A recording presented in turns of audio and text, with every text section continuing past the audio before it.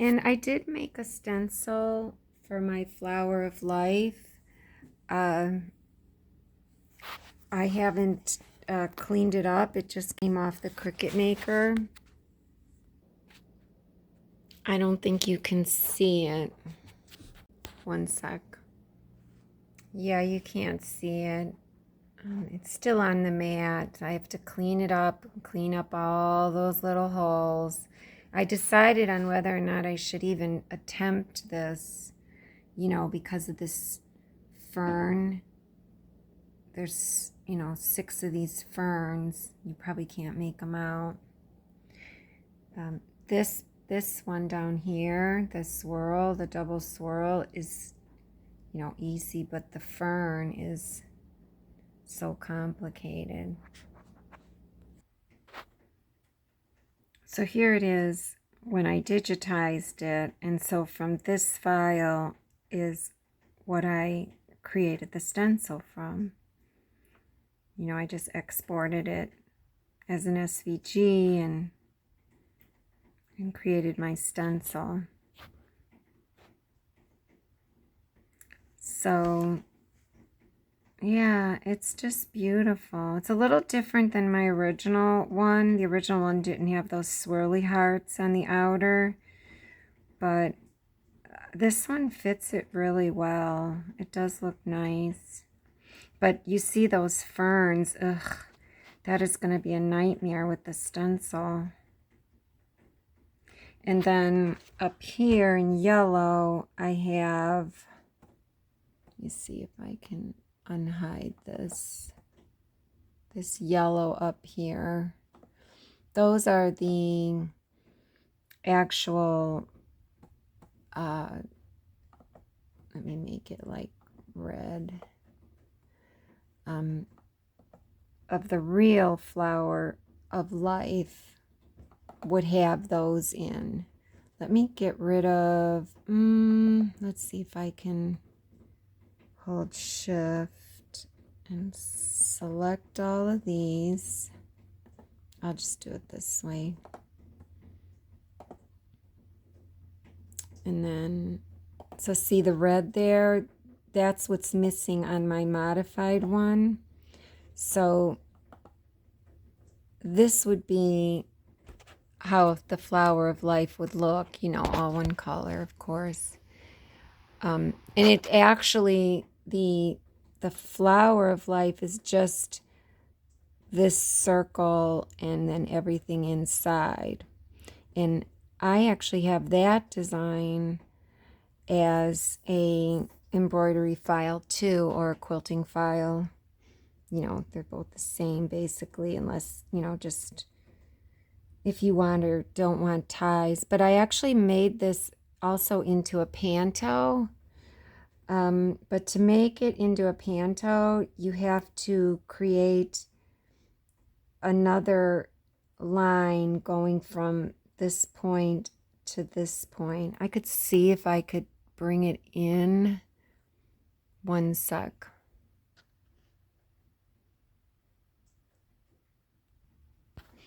So here is the Flower of Life with that little curvy line in the center. And that's if you wanted to connect it, you know. If you had a computerized Longarm, you know, because the design starts and ends on the left here at this point.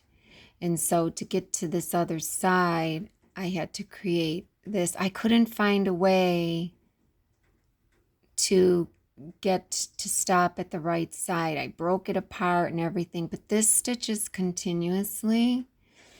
And, you know, you can make it into a panto if you wanted, or a block, but you can also make it into a block without this curvy thing in the middle, and it'll stitch continuously. It's just that it starts and ends here.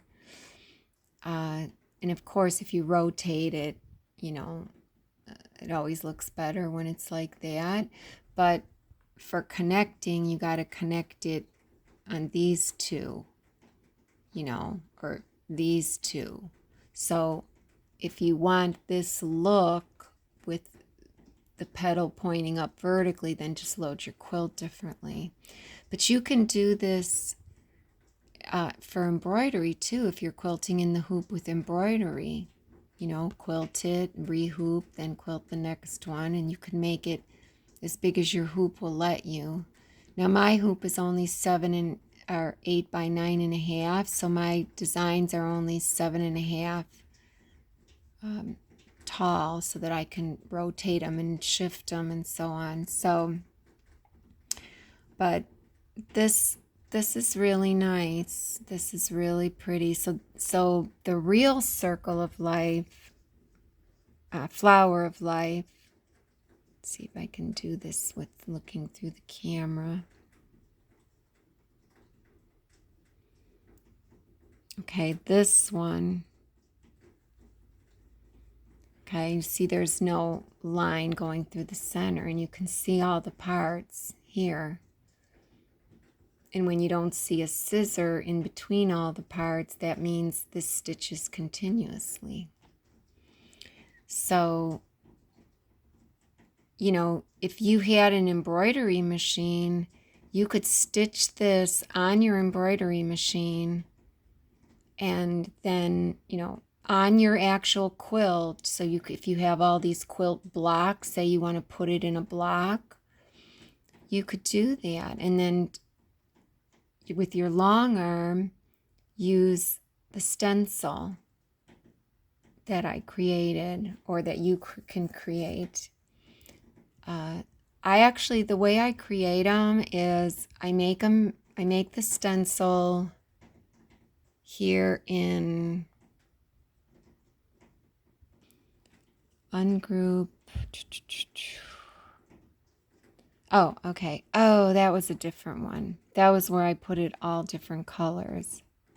Oh, maybe because I put it in a different folder or renamed it. So let me do open. I don't know.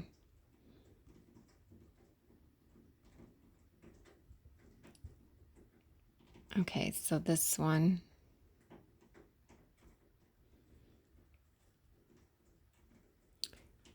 So then, and let me hide the yellow and the green, because the blue is basically what the stencil is. Control A, Control 1 to bring it into view. Options, guides, erase guides. Okay. You could stitch the Flower of Life on your embroidery machine, you know, just the lines of the actual Flower of Life. And then for the filler, you could take your quilt top to your long arm, if you don't have robotics like me, and then put your stencil over what you stitched on your embroidery machine. The only problem is, if your hoop is as small as mine, and then you're stuck, you know, with that size stencil. And I didn't want to make one that small, you know, 7.5. So I opted for, I made one that's going to be, if you see these 3 circles horizontally, these 3 big circles, it's 10 inches wide by slightly less, like 9.3 in height. So that's what I made my stencil, because I decided I'm just going to make my circles on the long arm using my circle ruler and the technique that I showed on the other video, and then I'll use my stencil afterwards. It'll fit exactly, because I'm using a 5-inch ruler. A 5-inch ruler gives you 10 inches across the 3 circles. A 6-inch ruler gives you 12 inches across. And you know, you could see you've got this circle, 5-inch, and then this circle, 5-inch. So it's 10 inches. But then you have an echo that I put on, a 1/4-inch echo. So now you're up to, you know, 10.5 wide. Well, with the ruler, based on I only have about 15 inches to work with, you know, top to bottom. And I have been making it like this, where the 10-inch is my top to bottom. I guess I could be making them like this, you know, then I'd get like 3/4 of an inch more in height, but I've just been making them like this with the stencil or with the long arm. So anyway, so I'm just gonna make my design with the rulers on the long arm, and then put this stencil over that. And I thought about it. I thought, I wonder if I should make a plain stencil of just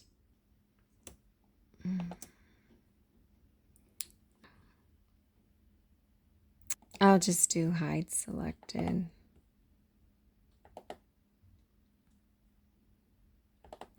So I was thinking of putting my stencil on my fabric and pouncing it. But the stencil I would be using would be this stencil, not the one with the filler designs.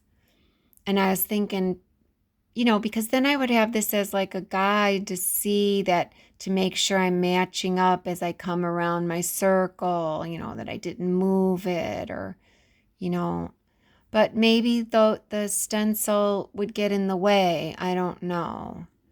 With a good ruler that doesn't have that notch in the edge, it'll be a lot easier to make these circles. You know, you got to intersect 3 circles in each of these points here. You know, that's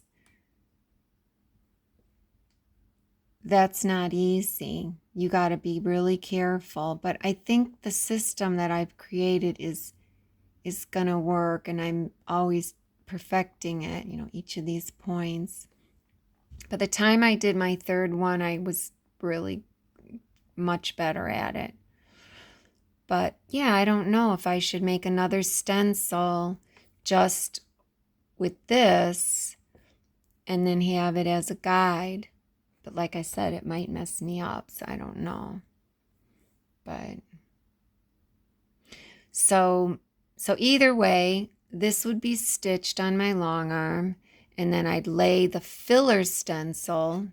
So I would put this stencil over what I just stitched, you know, the 7 circles intersecting, and then have this as a guide for, you know, pounce that stencil, then stitch this filler. I'm pretty good at this. I've done it a few times, and I do like that it's a ribbon. It's really pretty as a ribbon. Oh, I didn't do the ribbon on this one. I kind of did, but I didn't square it off. Like, I didn't square these tips. But this stitches out continuously. It's totally continuous. The whole thing, it stitches out continuous. You could see all the blue. There's a scissor to start, but then there's no scissors all the way through. So it's really nice as an embroidery file too. If those people, you people who have those big giant hoops, I'm so jealous. And those you people who have robotics, I'm also jealous. So I just kind of have to, you know, make do, and it's still pretty.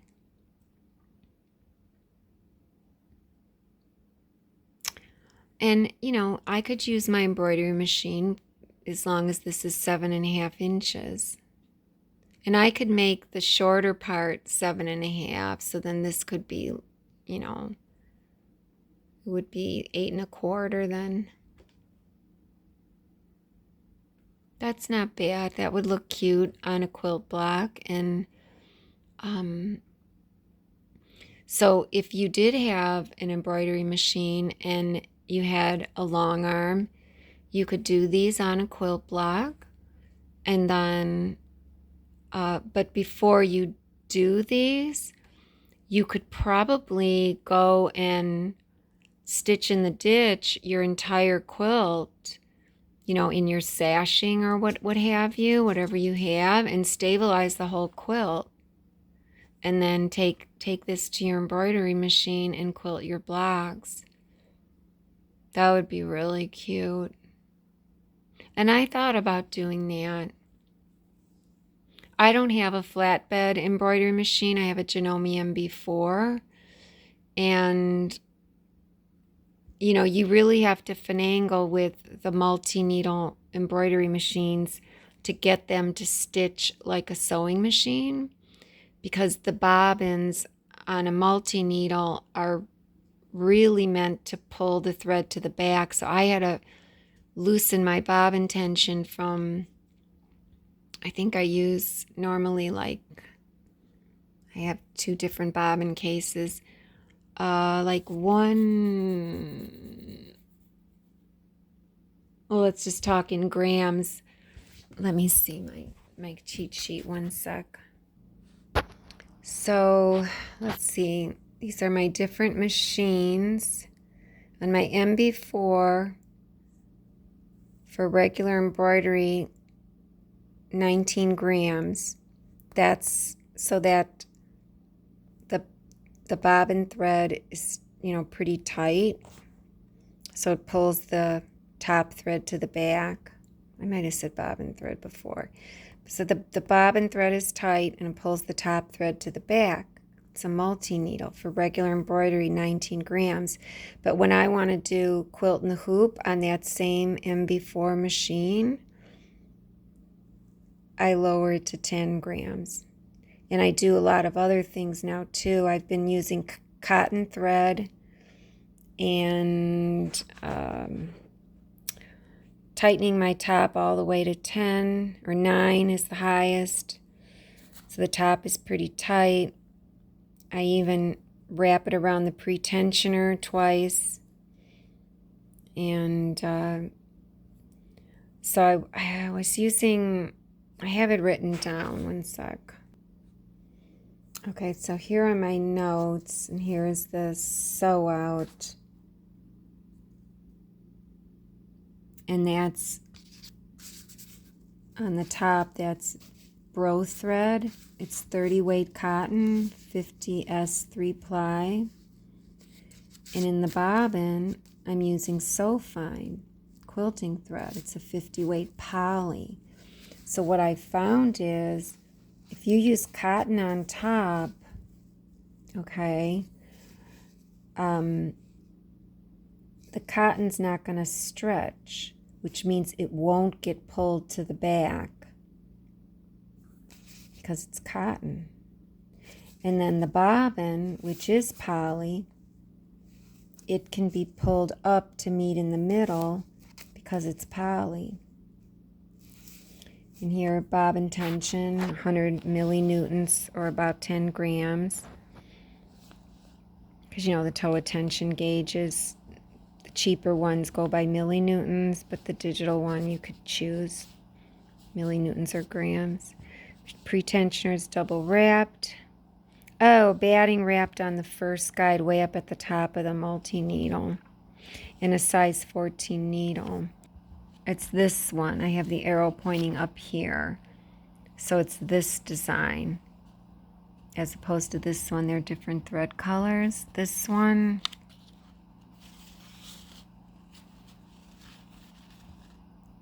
was a Tex 40 Coats Polycore. I must have got that as a sample because I normally wouldn't buy that. But it's a poly, and I don't think I liked the bobbin as well on this one. But the white one is everything I showed here. And so that one on the back,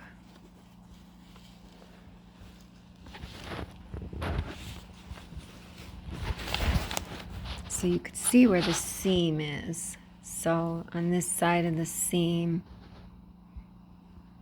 So there's my bobbin thread. Let's see if I can. And if you take your fingernail and you go, you go both ways, to be honest, with tension. So you first, you make sure you go with the stitches to make sure you don't hear any or feel any pokies. My camera keeps, going out of focus. And then you go perpendicular to the stitches to make sure they're tight enough. You want to see if you have a lot of movement.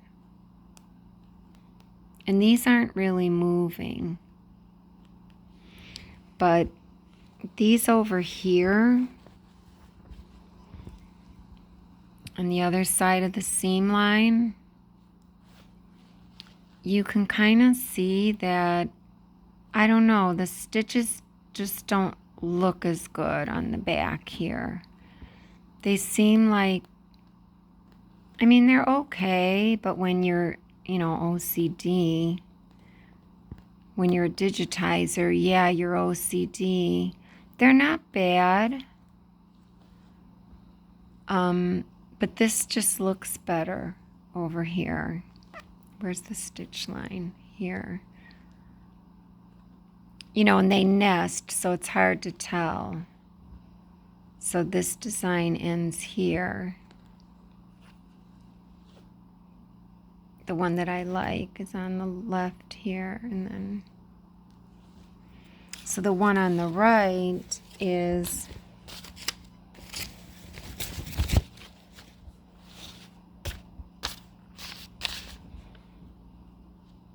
Tex 40 Coats AP Polycore Cotton Wrap. Maybe that's why I tried it, but still so fine in the bobbin. Everything else is the same. It's just that the top is different.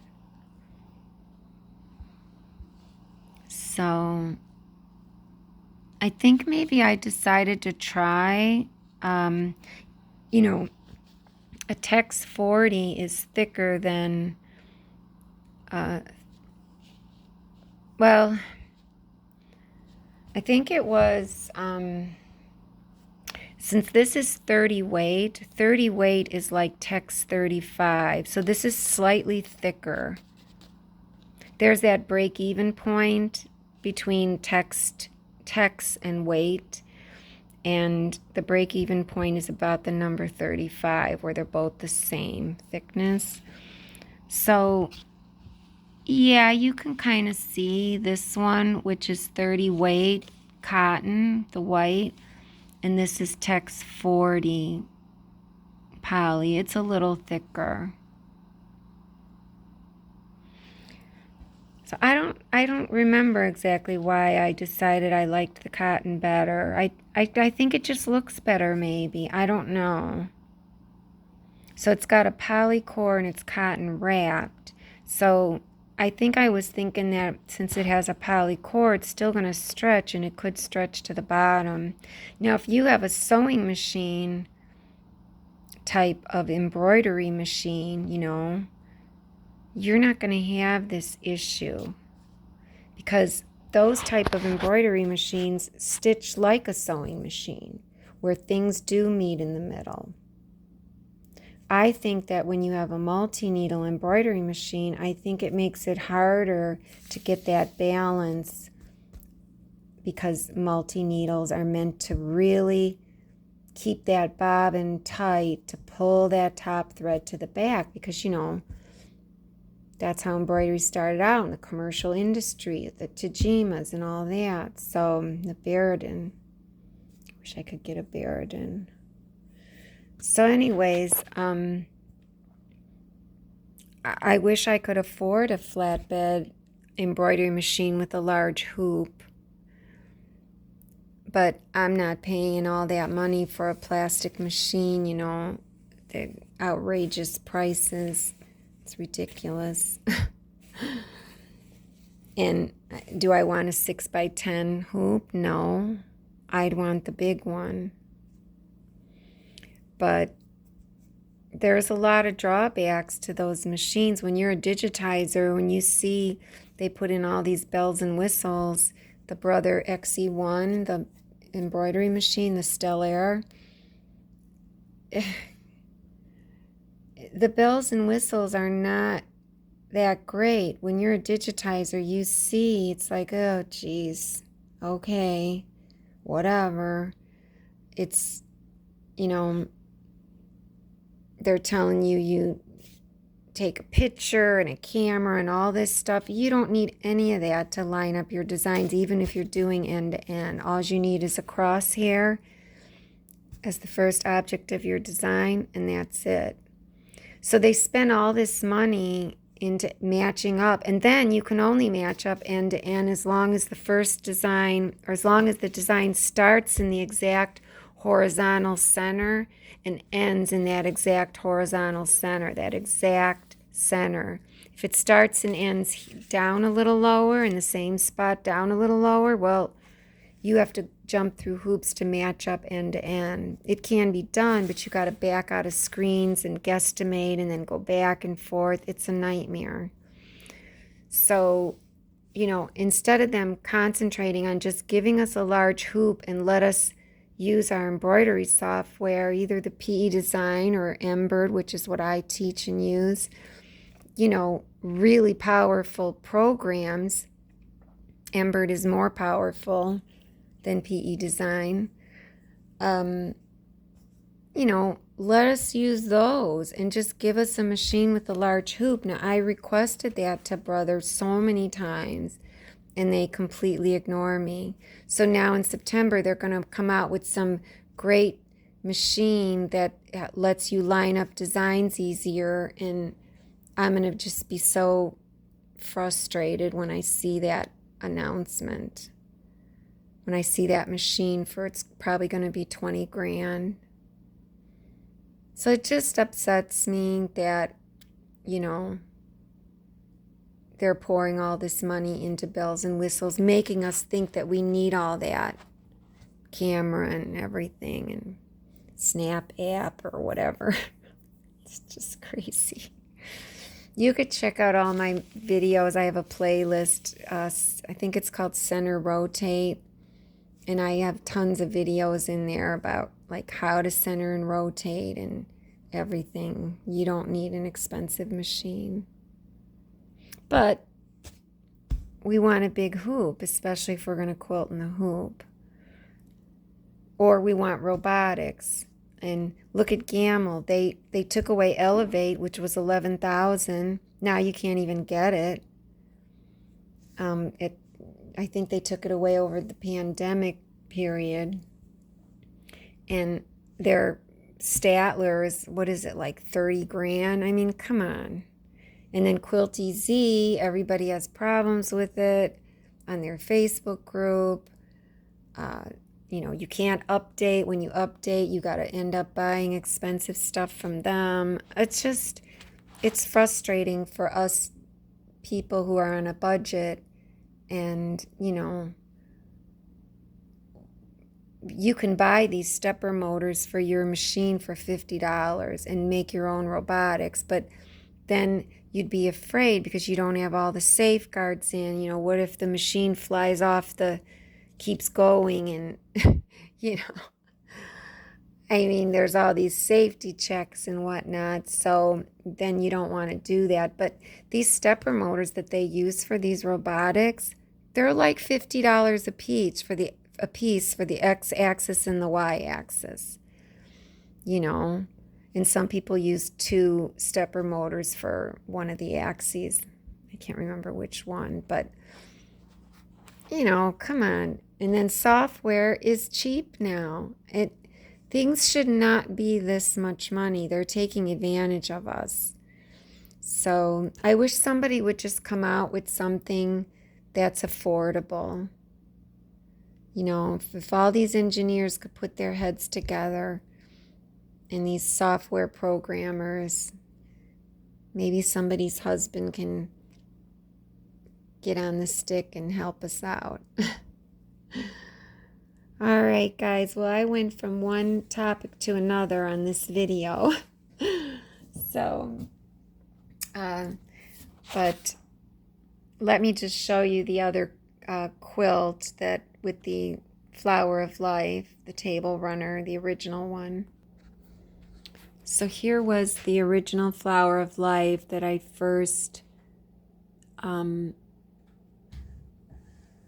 created on my first video, and this is how it ended up. You know, I wasn't even gonna do anything with it. I didn't think so. I didn't think I'd be going this far, you know.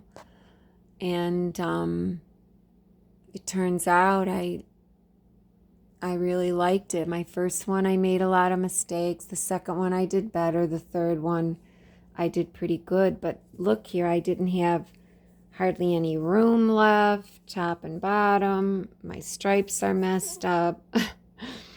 I had extra fabric down here, so I did some swirls. So, you know, it's okay, I guess.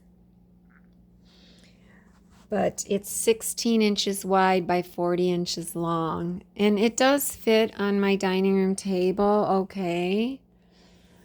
But, and this is using the 5-inch ruler. So just imagine if this were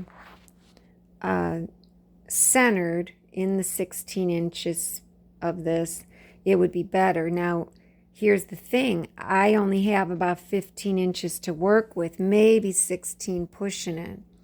So on my throat space, if I were to do these vertical lines, I might be able to push it 16 inches to go all the way top to bottom in these areas here in between. So I'll try to put a picture of this at the end, because it is kind of hard to get the whole thing in. I don't know, maybe I could stand up.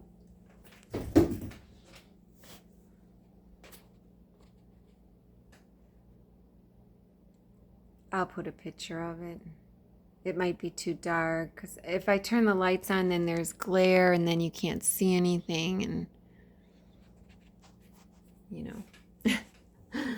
So I'll be excited when I get my good 5-inch ruler. And like I said, this just came out of the Cricut maker here. And so we're going to go ahead and peel off the stencil and get my little tool here. And I usually put it in a wooden box and clean this all up. I know you can't even see it, but it's there. The filler design, the one I showed you, the embroidery design. I'm not going to try to focus again. So I hope this was helpful, guys.